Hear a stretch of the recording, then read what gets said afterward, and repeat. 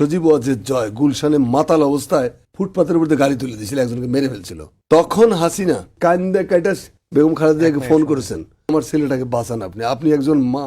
তখন সদ্য ক্ষমতায় এসেছে বিএনপির নেতৃত্বাধীন সরকার। প্রথমবারের মতো প্রধানমন্ত্রী হয়েছেন খালেদা জিয়া। এর মধ্যে একদিন মাতাল অবস্থায় গুলশানের ফুটপাতে গাড়ি উঠিয়ে এক পথচারীকে হত্যা করেন শেখ হাসিনার ছেলে সজীব ওয়াজেদ জয়। শেখ হাসিনা তখন বিরোধী দলীয় নেত্রী।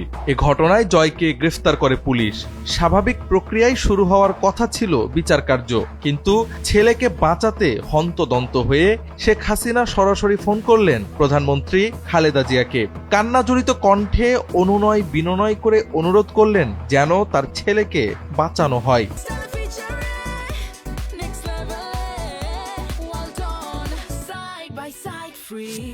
শেখ হাসিনা বলেছিলেন, আপনিও তো একজন মা, আমার ছেলেটাকে বাঁচান। আমি একজন মা হিসেবে আরেকজন মায়ের কাছে হাত দুটো পেতেছি।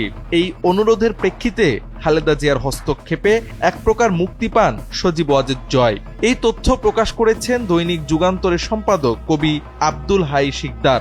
সময় টিভির আয়োজনে দেশনেত্রীর মহাপ্রয়াণ শিরোনামের একটি অনুষ্ঠানে এমন কথা বলেন আব্দুল হাই শিকদার।